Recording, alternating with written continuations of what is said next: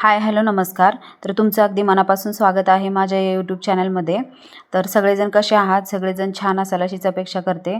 तर आजचा व्हिडिओ असा आहे की मी म्हणजे कटोरीची आपण कटोरी ब्लाऊजचं जे कटोरी असते ना ती वाढवायची कशी त्यासाठी हा व्हिडिओ बनवला आहे. तर बघा अशा पद्धतीने तुम्ही तुमचे जे मेजरमेंट टाकून कटोरी काढलेली आहे ना ते अशी दुसऱ्या पेपरवर ठेवून अशा पद्धतीने त्याचं ड्रॉइंग करून घ्यायचं आहे, आखून घ्यायची आहे. आणि आता वाढवायची कशी ते मी सांगते. एकदम सोपी पद्धत आहे.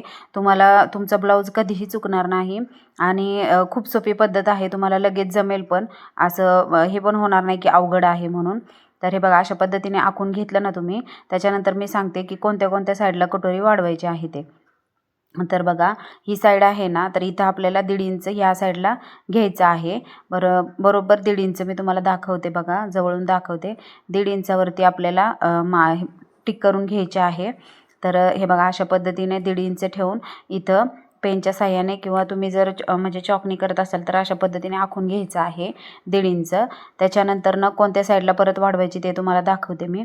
तर ही साईड आहे ना या साईडला आपण पुढच्या साईडला तिथून 1.5 इंच पुन्हा वाढवायचं आहे बघा. तर 1.5 इंचांनी कटोरी वाढवली ना तर एकदम परफेक्ट कटोरी बसते. तुम्ही अशा पद्धतीने नक्की एकदा ट्राय करा बघा, तुमची कटोरी कधीही चुकणार नाही.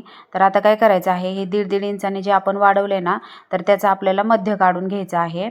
तर ही साधारण 7 इंचाची होते बघा. तर 7चा मध्य येतोय 3.5. तर बघा अशा पद्धतीने करून इथं 3.5 वरती आता मार्किंग करून घ्यायचं आहे. आणि जिथं मध्य काढलं आहे ना तिथूनच खाली आपल्याला पुन्हा 1.5 इंच वाढवायचं आहे.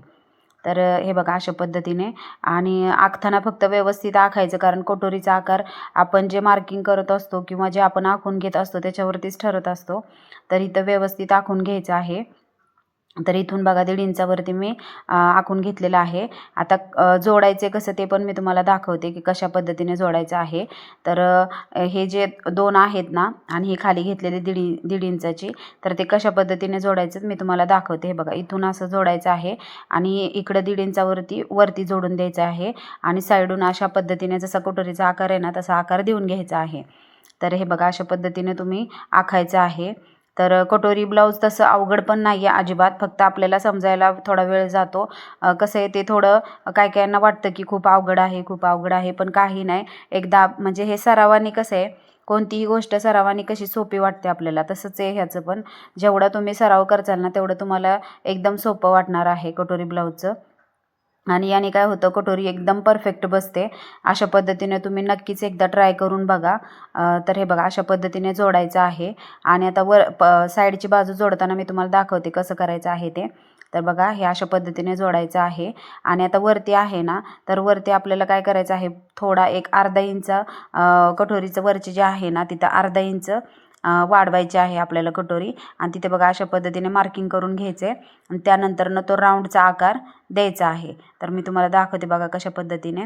तर हा आकार देताना तुम्हाला जर एकदम येत नसेल ना देता तर डॉट डॉट डॉट डॉटनी पहिल्यांदा आकार करून घ्यायचा आणि बरोबर आकार झाला की नंतरनं मग एकदम व्यवस्थित आखून घ्यायचे. तर हे बघा अशा पद्धतीने आखून घ्यायचं आहे. तर खूप सोपी पद्धत आहे, एकदा नक्की ट्राय करा. माझे व्हिडिओ तुम्हाला कसे वाटतात ते नक्की मला सांगा.